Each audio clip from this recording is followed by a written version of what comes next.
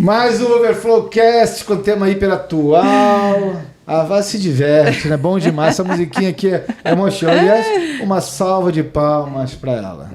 Já tem gente me ligando. Será que tá me cobrando? Será? Ou então tá te pedindo ajuda aí. Oh, meu Deus. Sejam muito bem-vindos para mais um Overflowcast. Vamos falar sobre um tema muito importante. Um tema que vai ser muito importante não só hoje, mas para toda a nossa vida. Vamos falar sobre vida, sobre cuidado. Eu acredito que o tema ideal hoje era como governar a sua vida. Autorresponsabilidade. Autorresponsabilidade cai bem, né? Muito bem. Sejam todos muito bem-vindos. Mais um Overflowcast. Coloquem aqui, não deixem de seguir, tá? Siga a gente no Instagram, no YouTube.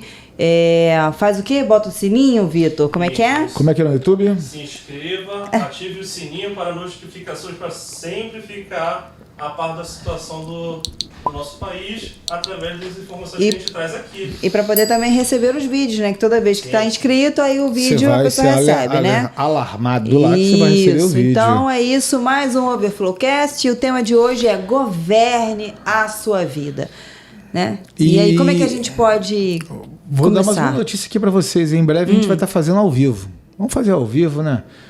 Eu espero que... Todas as nossas gravações a gente faz direto, gente. A gente faz direto. Acho que só vai ter corte aqui. Porque na hora deu um bug, entendeu? A gente foi fazer a câmera gravando e transmitindo, ela deu um bug. Mas a gente vai resolver esse negócio. Vamos lá. Como ter autogoverno, como cuidar da sua própria vida. O grande problema da sociedade é que a gente sempre buscou a dependência. Eu entendo que a ausência de figura paterna, é claro, que eu sempre vou trazer a responsabilidade para os homens. Por quê? Porque ser homem não, porque é um fato, né? Um fato consumado, a responsabilidade é do homem nisso, a ausência de figura paterna, seja ela presente ou ausente, traz com que a gente não passe por um ciclo da vida. Quer ver um exemplo inverso? A gente pega uma criança, isso era até uma cultura americana e não mais, e adultiliza muito ela, sabe? Você já viu aqueles filmezinhos antigamente dos americanos, os menininhos vestidos de terno, todo mundo pagando de adulto. O que acontece isso é que quando chega numa fase adulta, ele tem que ter vivido essa fase. E aí vem a tal da síndrome de Peter Pan. Ou seja, o cara quer voltar a ser criança. Por quê? Porque ele não passou por essa etapa. Então a ausência de figura paterna, mesmo sendo presente, mas não de fato sendo pai, gera essa falta do sustento quando tinha necessidade. Eu vou aproveitar e vou silenciar meu celular, entendeu? Porque quem sabe faz ao vivo. Essa ausência faz com que nós tenhamos sempre essa necessidade de alguém que pegue no colo, que dê o cuidado, que dê a segurança. E aí você vê um monte de homem menino, inseguro, falho, ao extremo, né? À toa que eu falei muito sobre isso no Transformando Meninos em Homens, mesmo depois de adulto. Vou trazer até para cá aqui para você que está assistindo. Por quê? Porque isso é um fato. A desconstrução da figura masculina fez com que criamos uma sociedade absurdamente dependente, né? Você percebe isso? Adultos dependentes? Só percebo, né? Ainda mais agora nessa geração, né, que tá vindo por aí, dos jovens extremamente dependente, né, dos pais. Mas o que eu queria complementar também, né, com relação a essa coisa do governo da vida, que vem justamente, né, com a identidade, né? Quando a gente não consegue ainda, quando a gente não encontra a nossa identidade, ou seja, encontrar verdadeiramente o amor, né? Porque quando a gente fala sobre amor, né, a gente fala sobre amor, sobre dar amor, mas como é que a gente vai dar amor se a gente não se ama, né? Se a gente, de fato... Falta de amor próprio, né? Não cuida da gente, a gente não se ama. E quando a gente não se ama, a gente fica preocupado muito com o outro, né? Com a postura do outro, o que o outro quer, o que o outro pensa. Né? E aí vai acarretando vários tipos de sentimentos, né, que a gente vai trazendo ao longo da nossa vida.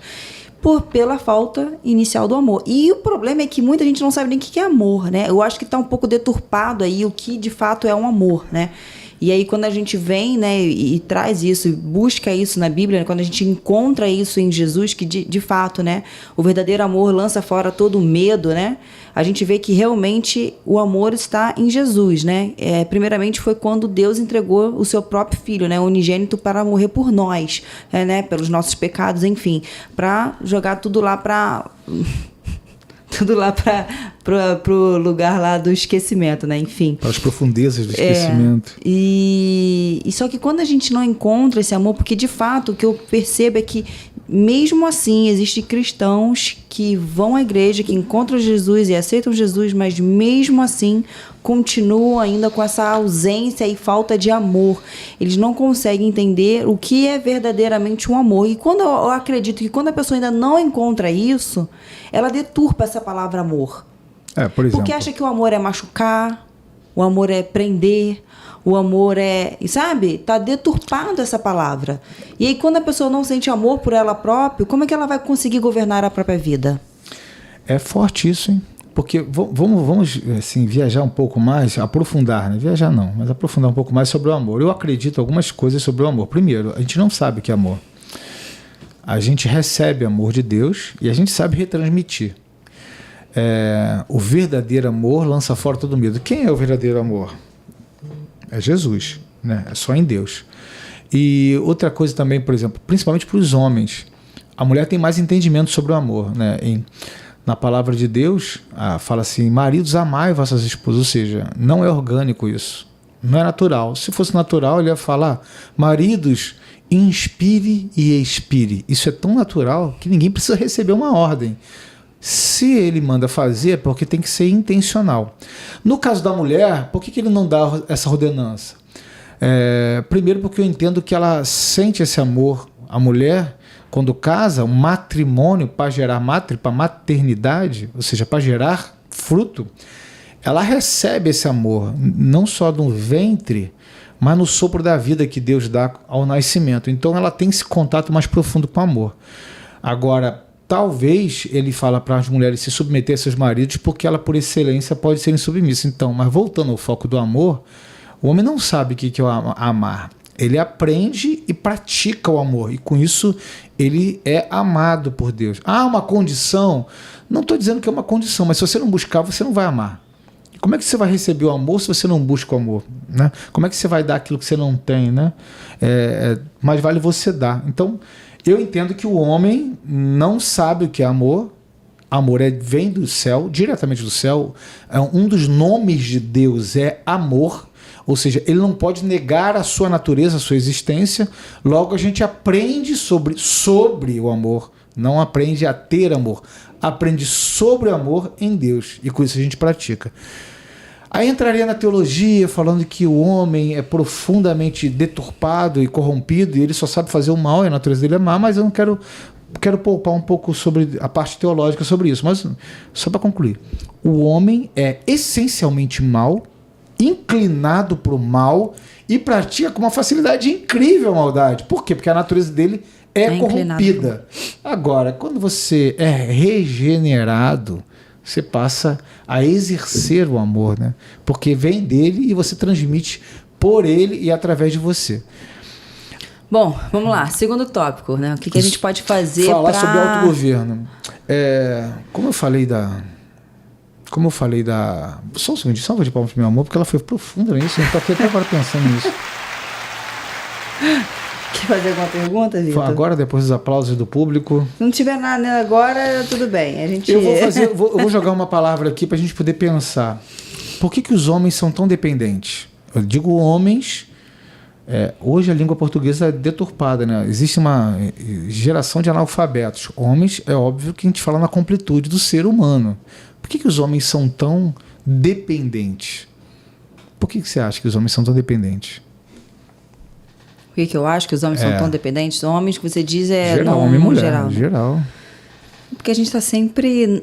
Na verdade, eu acredito que nós somos dependentes por conta do nosso espírito. Sabe? Da onde nós viemos, né? Nós estávamos todos em espírito com Deus.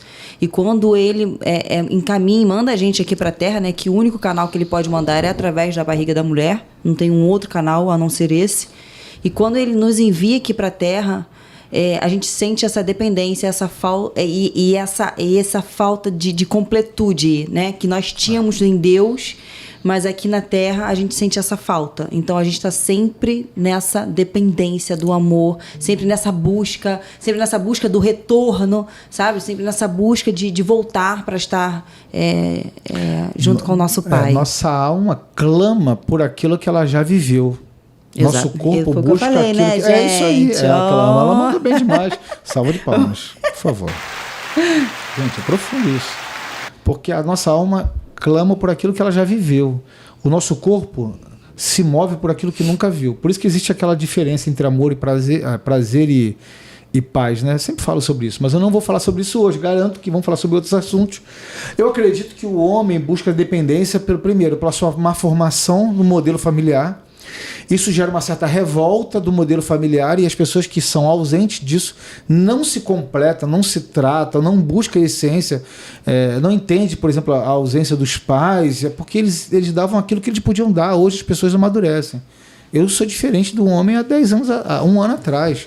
Se jogar 10 anos atrás, meu Deus, nem eu me conheço. Eu espero ano que vem ser irreconhecível. E eu espero estar nessa constante. Agora, e aí gera uma revolta. E essa revolta faz com que você queira que todos experimentem aquilo que você viveu. Quer um exemplo? Se a pessoa pisa no seu pé, você quer falar o seguinte, você chega para alguém e fala assim, olha, você pisou no meu pé e doeu. A pessoa vai olhar, nem percebeu, né? A pessoa, estou falando de uma forma lógica e razoável.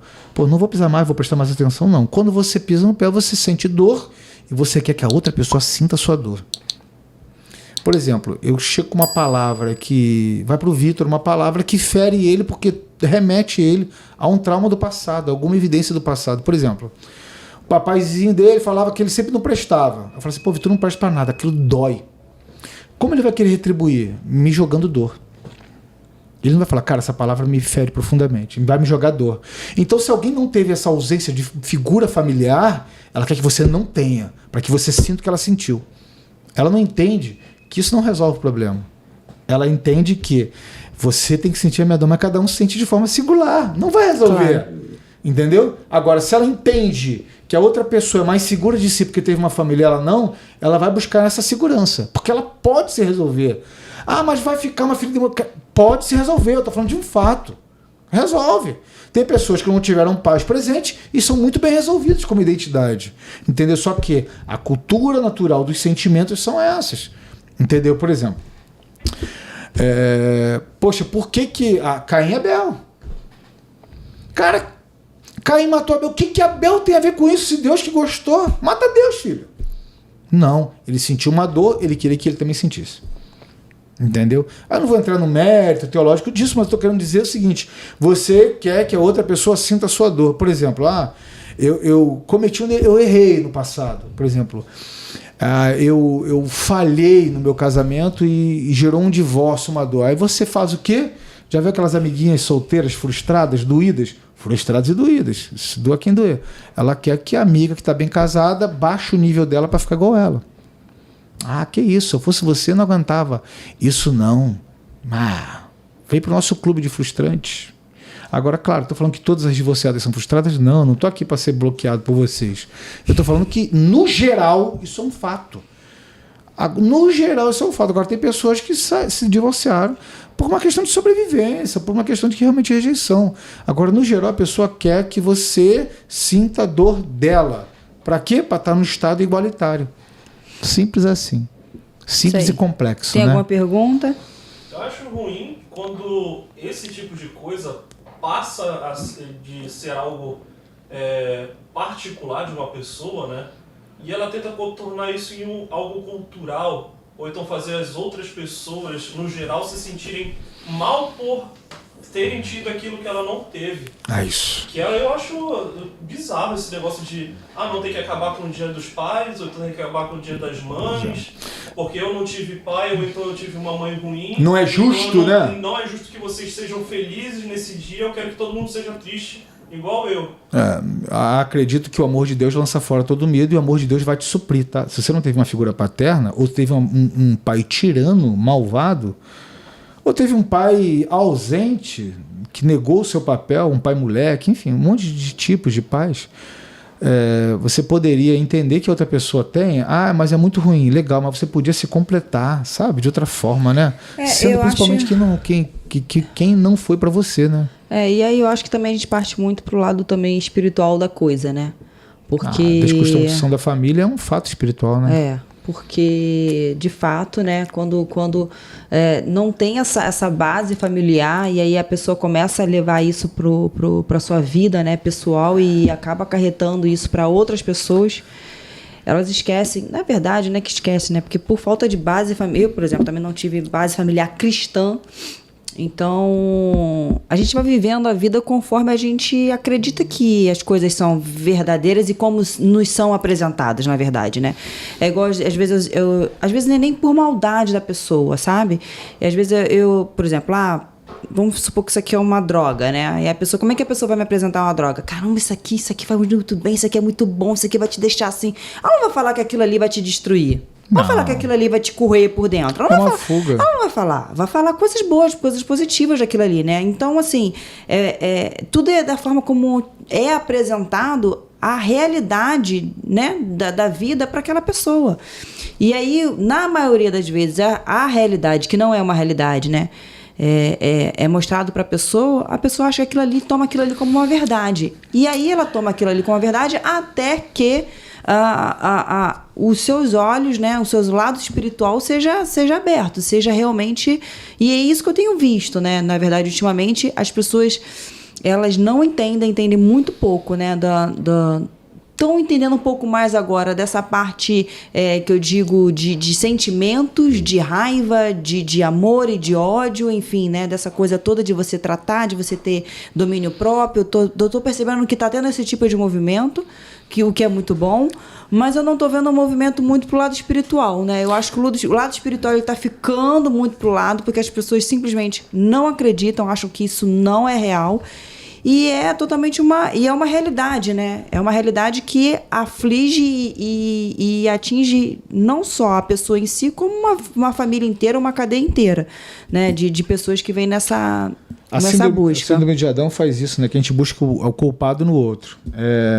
Eu acredito que essa geração agora vai experimentar muito isso, de uma busca no interno.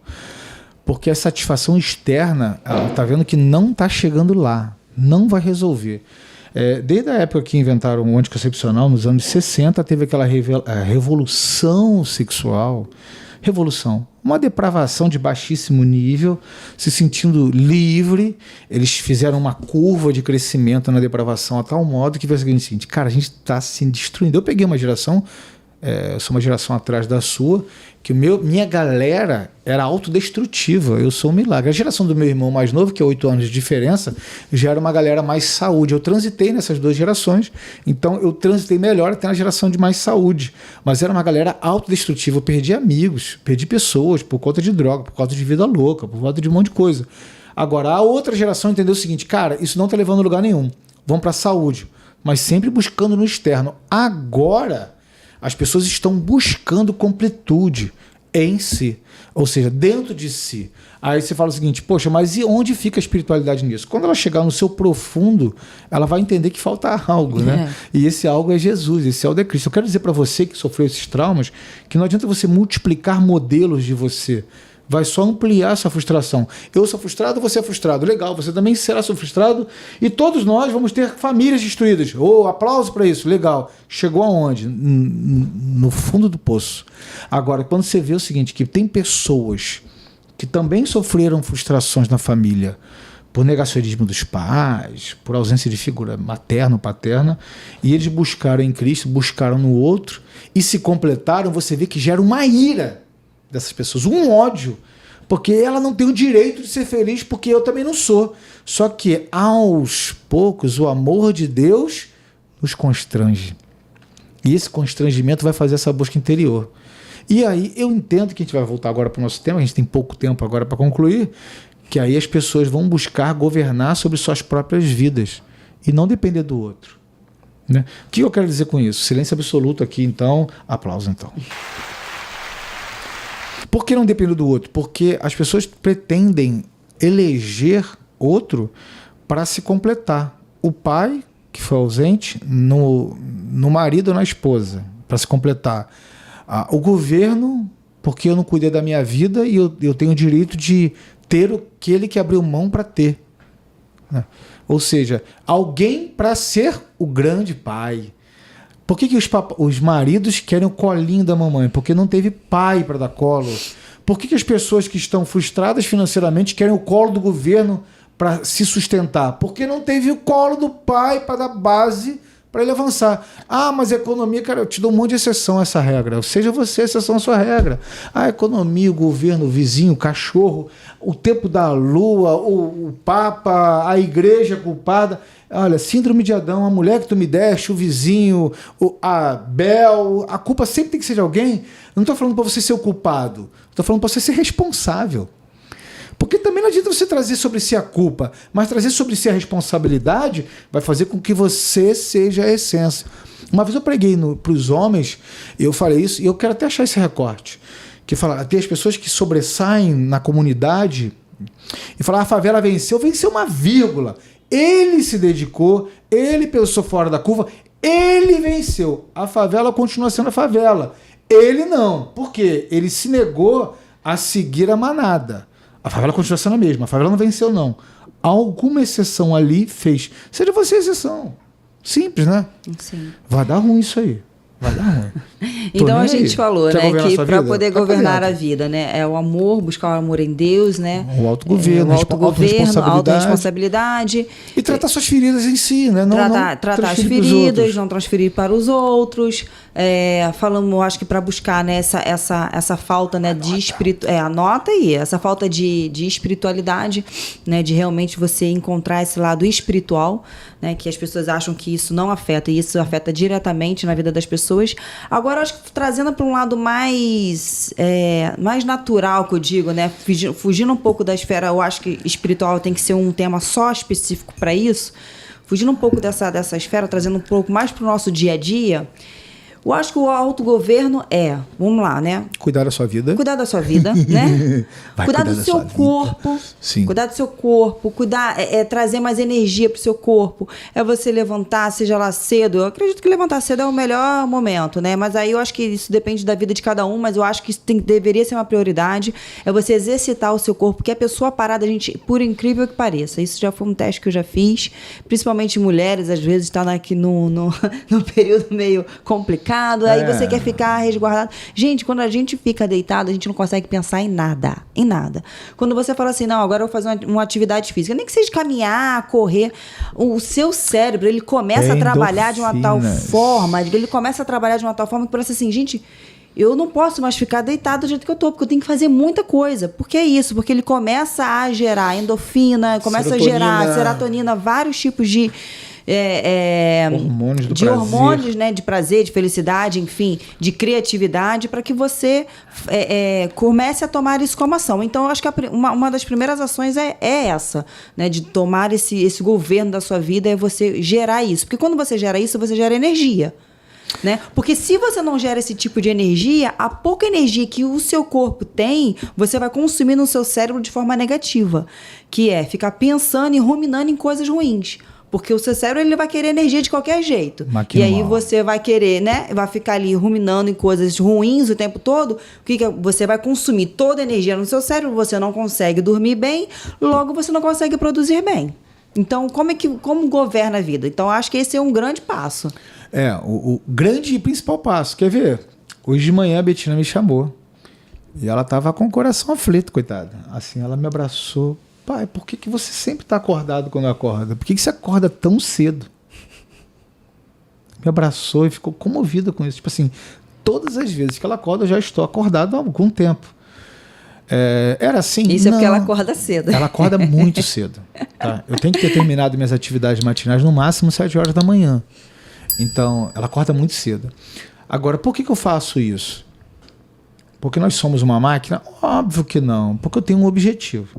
É muito difícil você entrar em depressão se você acordar todo dia muito cedo. Se assim que você acordar muito cedo, tomar um banho natural. Banho natural não é banho gelado. Eu não tenho um botão de gelado, frio, quente. Não, é natural. Desligar o quente. dá esse choque no seu corpo. É comprovado cientificamente que o seu corpo desperta e libera uma série de coisas, principalmente de completude, certo? E praticar as coisas que você costuma praticar mesmo sem vontade. A vontade não é uma opção. Às vezes eu tô mal, eu vou dar uma corrida. Aí libera hormônios, libera endorfina. Quando você começa a praticar isso aí de forma intencional, eu já tratei de muita gente em depressão. Então eu estou te falando de um fato, tá? Aí você fala assim, Rafael, para você é mole. Olha só, você não me conhece, você não sabe da minha história nada, nem uma vírgula. Você não sabe de nada, inocente. Quer saber de um centésimo? Tá no meu livro. Lê um pouquinho lá que eu falo de um cara improvável. Desse cara eu sou Joe. Então você não sabe de nada, de identidade, de uma série de ausências. Você não sabe de nada, filho. Não sabe de nada. Entendeu? Vai cuidar da sua vida. E aprende com quem cuidou. É arrogante? Isso não é um fato, né? Então, tranquilo. Tá. Se isso te incomoda, vai cuidar. Então, isso faz com que você se sinta completo. Tem um cara fera nos Estados Unidos, eu não me lembro o nome dele, que ele tem um livro, um microlivro, um pocketbook, chamado Arrume a Sua Cama. Cara, começa arrumando sua cama. Mas pra quê? Pra ter a cama arrumada? Não. Pro seu cérebro falar assim, cara, a minha primeira missão do dia está cumprida. E agora as outras vão se cumprindo. Olha só que coisa linda. Agora você acorda, ó, vida, ó, azar. Ou então você acorda não tendo responsabilidade para nada. Nós que buscamos a nossa autossuficiência em estado de governo, podemos estar falhando e não treinando os filhos para governar a sua vida. Hoje, os menininhos de 18, 20, 25 anos, de homens que são referência na sociedade, você olha para ele, já sabe assim, ele não tem nem a sua identidade esclarecida. Que triste. Identidade, ele não sabe nem quem ele é. Ele se olha no espelho, ele é uma deturpação de identidade em existência. Verdade. Ah, você está falando do quê? Do homossexualismo? Não, eu estou falando de tudo. As pessoas se adaptam ao meio para serem aceitas. Quando você vê isso, fala assim, não tem identidade clara. Tem identidade, você eu não me misturo com isso, não sou isso, eu sou o que Deus falou que eu sou. Ah, mas eu sou ateu. Então eu sou o que o Big Bang falou que eu sou. Pronto, Cacilda. Vá cuidar da sua vida. Quando você tem isso, você já começa a dar um grande passo. Segundo, eles acordam sem necessidade de nada. Sem responsabilidade para nada. E se acham injustos. Por que são injustos? Por que os outros também, que não têm nada para fazer da vida e não fazem nada, não têm o que eu tenho? Porque alguém pagou o preço da sua omissão. Mas, enfim, quando se chegar no momento em que eles vão cuidar da sua vida, vai ser tarde demais. Mas sabe qual é o perigo, Vaza? Sabe qual é o perigo, Vitor?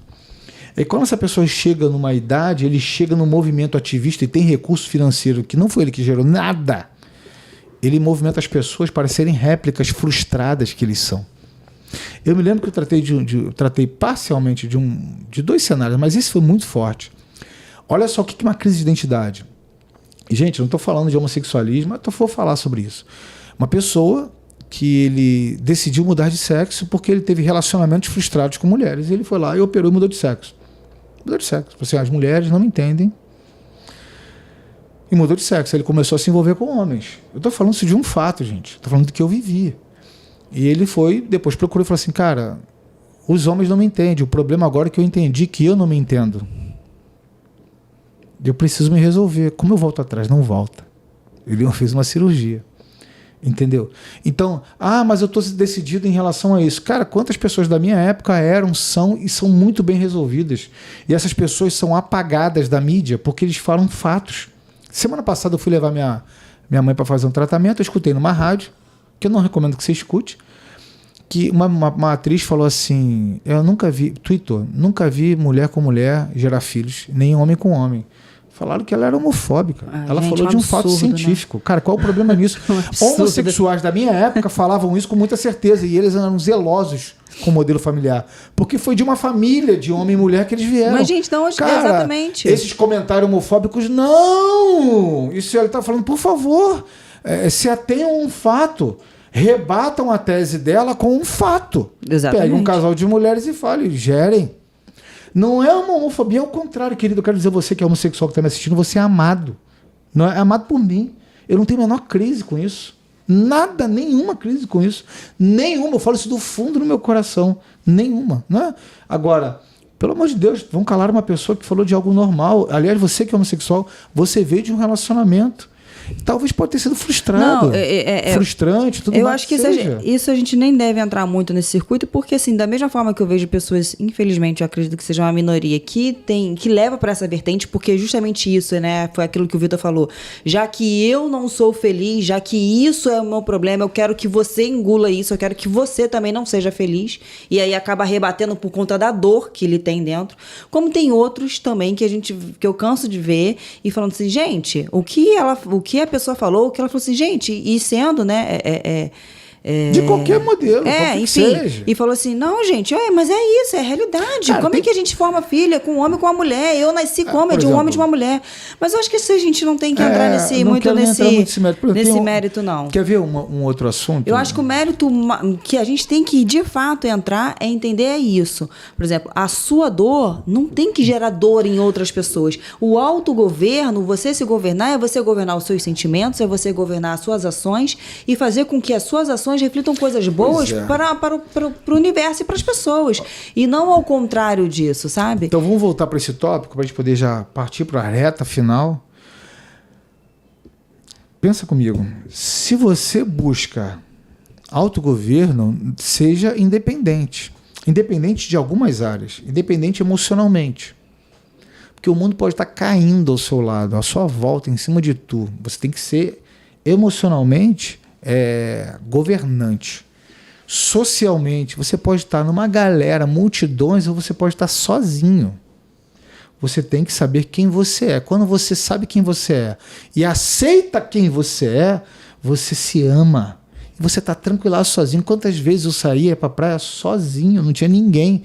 Eu não tinha expectativa de ter relacionamento com ninguém. Eu estava num ambiente onde eu não tinha nenhum amigo. O síndico do meu condomínio falou assim, cara, eu tenho que aprender isso. Eu ia tranquilo, porque eu tinha um relacionamento ultra saudável comigo. Exatamente. Eu ria dos meus micos, eu brincava com os meus moles. Antigamente eu me automutilava. Porque eu era tão exigente comigo mesmo.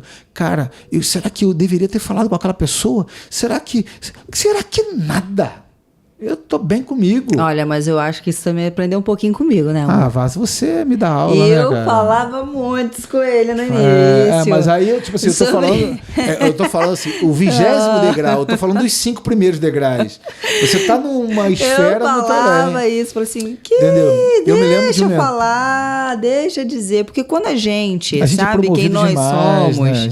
Quando nós sabemos quem nós somos, não tem o porquê ficar ouvindo um certo tipo de falácia, de blá blá blá, e de não sei o quê, e trazer isso de forma interna pra gente, porque o autogoverno é justamente isso, né? O autogoverno é você, você com você mesmo, saber os seus sentimentos e o que você traz de dentro para fora e o que você traz de fora para dentro. Né? Jó falou isso, né? Foi? Foi. Não é isso, não. Desculpa. Eu acabei de interromper, mas continua, meu amor. Então, você isso, o autogoverno é isso, né? Então, quando você consegue, que eu falo isso também no meu livro, né? De você saber blindar a sua mente, entendeu? Quando você aprende a blindar a sua mente, que é justamente o quê? O autogoverno é você trazer a paz que excede todo entendimento para dentro de você. Quando você entende o que é paz, que excede todo entendimento, quando você traz isso para dentro de você, você começa a entender que tanto os seus sentimentos que você tinha dentro de você, que feria você e outra pessoa, as outras também têm outros sentimentos que ferem elas e vai querer te ferir. Isso é óbvio, não tem nem o que dizer, né? É bem óbvio. Então, quando a gente entende isso, por exemplo, como já aconteceu várias vezes, da pessoa querer me ferir de alguma forma. Aí eu falo, bom, se eu já sei que eu tenho coisas a serem tratadas, que se eu falar eu vou ferir, obviamente a outra pessoa vai estar ali para me ferir. E aí cabe a mim aceitar aquilo ou não. Por isso que a blindagem da mente, ela é, como se diz? Ela é qual é a palavra? A blindagem da mente. Ela é intencional? Intencional não, ela é primordial nesse momento, essencial, entendeu? Exatamente. Essencial. É fundamental para sua sobrevivência, porque olha só, quando você avança, vão falar mal. Só falam mal de quem está prosperando.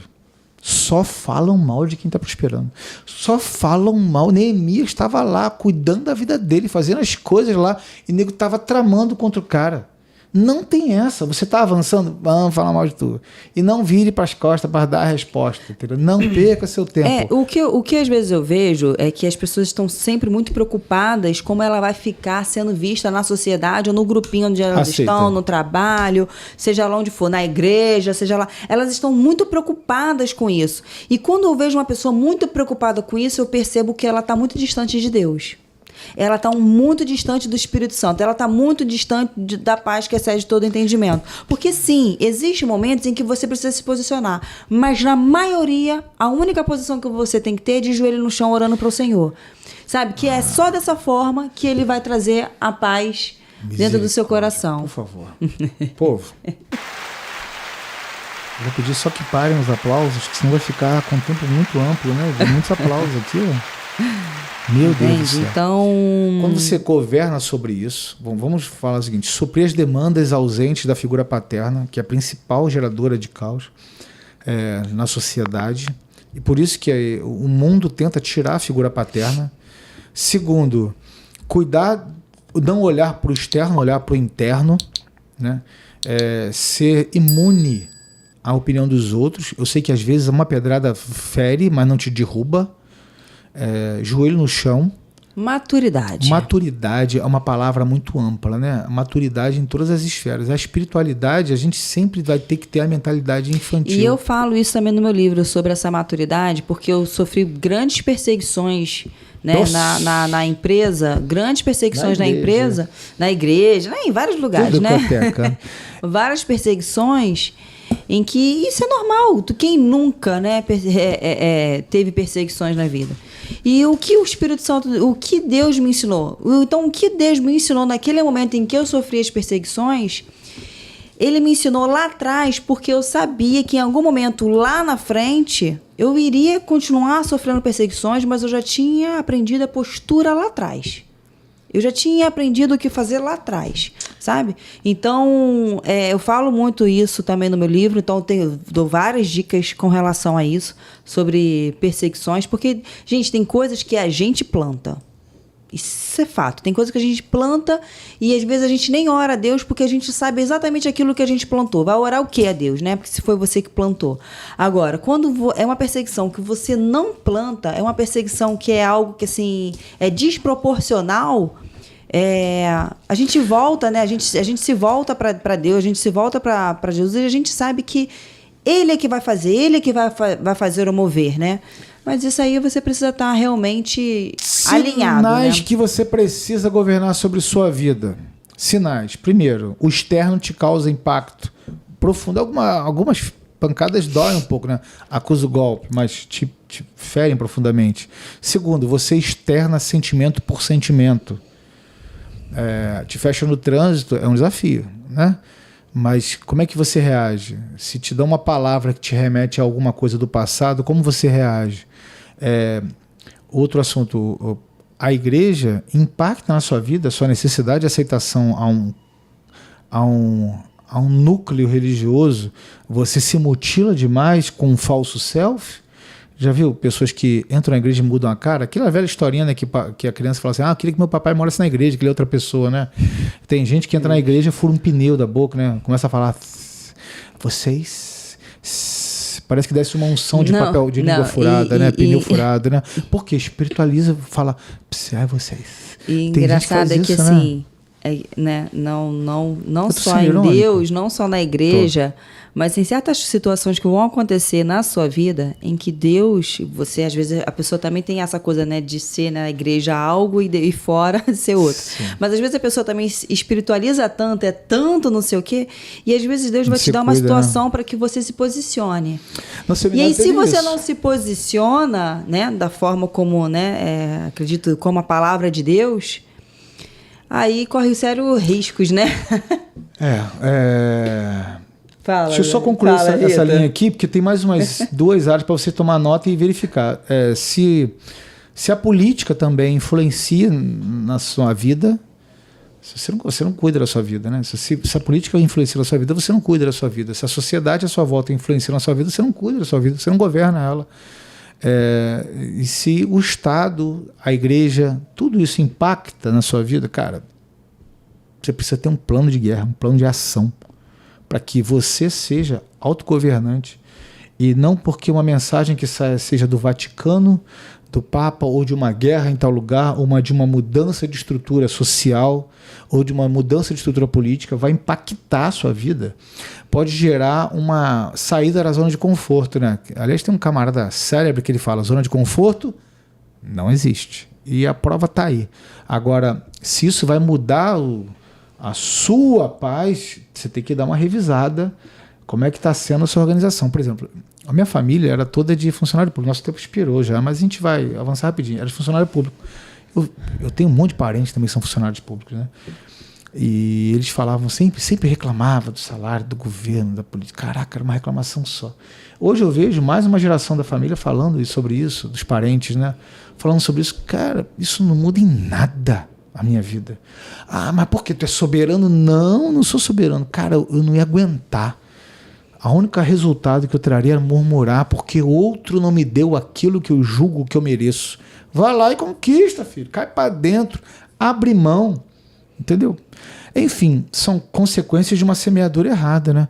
Agora, vai cuidar da sua vida. Eu tô falando isso com carinho, né? Eu acho que acaba sendo um pouco mais fácil, por exemplo, para quem nunca teve apoio, né? Para quem nunca teve apoio de nada da sua família e nada na vida e consegue construir as coisas, simplesmente constrói as coisas porque, cara, não é governo, não é isso, não é a papa, não são seus pais, cara, é você com você mesmo, é você se autogovernar e é você com você mesmo, entendeu? Então, assim, eu acho que quando a pessoa entende isso, quando o ser humano ele entende isso, fala, cara, eu detenho, sabe? Deus me deu esse poder e essa governança, né? Então, assim, cara, eu vou pra cima. Vou pra cima com tudo. Amo demais a minha filha, as minhas filhas. Só que, mais do que amor, tem que ter treinamento. Os pais gostam muito de fazer com que os filhos não passem o que ele passou. E vocês estão criando monstros, demônios, monstros. Porque eles não têm a menor noção do que o preço que você pagou. Não adianta você externar, porque ele não vai sentir o que você sentiu. Sem dúvida. Os sapos que você engoliu, as broncas que você tomou. Eu tomei um monte de bronca. Engoli muito sapo, sorridente. Assim, caramba, tomando couro. Ah, não, meu filho não vai passar por isso. Aí você está criando uma figura deturpada e distorcida de que ela é. Entendeu? Tem que saber lidar com isso, tem que saber lidar com as suas emoções, tem que sofrer impacto. Entendeu? O jiu-jitsu me ajudou muito nisso, porque na hora que você entra no dojo para luta, o cara pode ser um multimilionário, pode ser o cara top da sociedade, mas ali é igual para igual. Não tem classe financeira, social ou intelectual.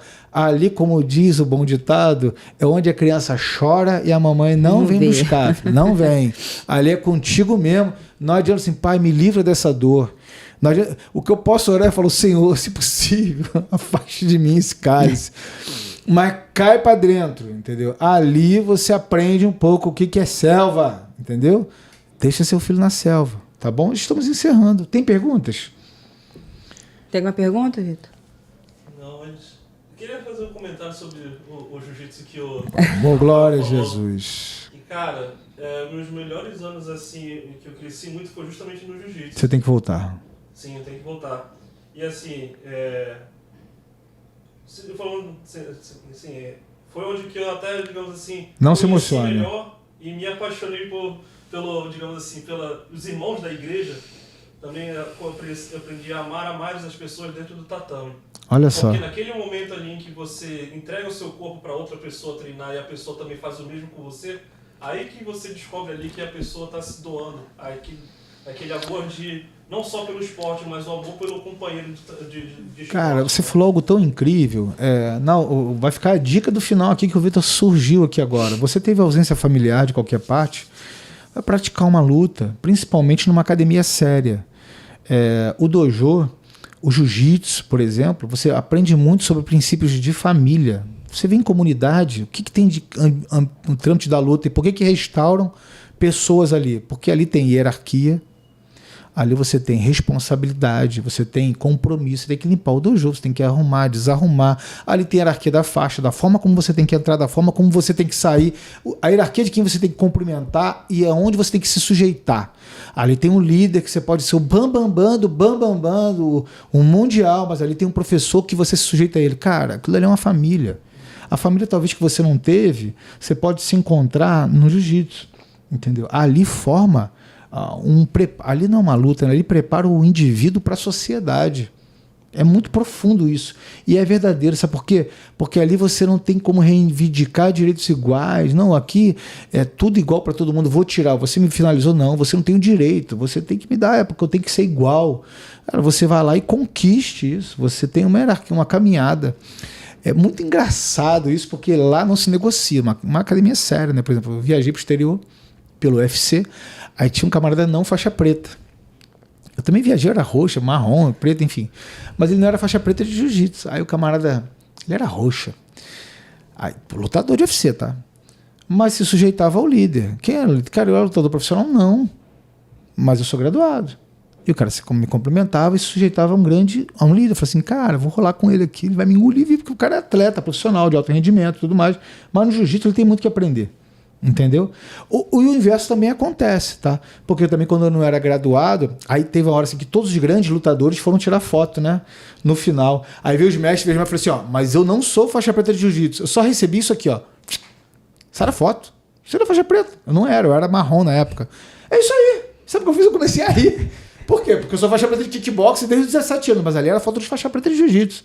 Cara, não tem rolo, não tem tapetão, não tem TSE, não tem mamãezinha, não tem papai, não tem nada que vai te obrigar a entubar isso. Cara, prepara o homem pra sociedade. Aí tu vira homem, filho. Entendeu? Tá faltando pai pra te fazer homem? Lá você vai encontrar. Aí, talvez aí um monte de gente vai fugir do jiu-jitsu por causa disso. Eu tô falando de um fato. Você quer governar a sua vida? Pensa nisso. É isso. Vamos encerrar. Só para concluir aqui, não vou estender muito no assunto, mas eu acho que é legal de falar. Quer governar a sua vida também? Comece a andar um pouco, fazer um pouco mais de network na área em que você tem dificuldades. De repente, eu não consigo fazer uma atividade física. Faz network com pessoas que fazem aquilo ali. Vai modelar as pessoas que fazem aquilo ali, esteja em movimento, sabe? Se movimento, esteja em movimento. Eu acho que vai dar uma coisa que eu falei muito perto aqui.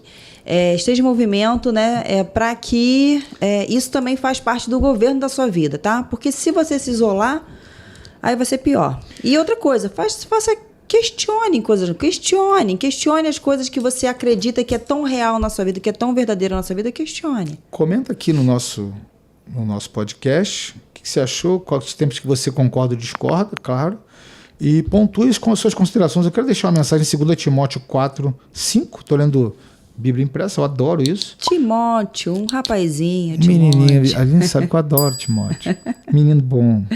Tu, porém, apóstolo Paulo, essa cartinha, no final da sua carreira, tu, porém, se equilibrado, em tudo sofre aflições, faz a boa obra de um evangelista e cumpre seu ministério. Mas eu sou ateu. Faz o que tem que fazer e cumpra aquilo que você foi chamado para fazer. Pronto.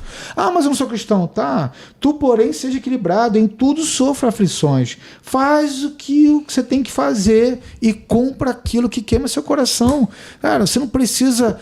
só crente bitolado. Cara, eu tô falando de uma palavra absolutamente atual. Faz o que tem que fazer, queima seu coração. Sofra as suas aflições e cai para dentro. Mas não perca nas nossas redes sociais. Siga nós e governe sobre sua vida. Um abraço. Deus abençoe. Fui. Tchau, tchau.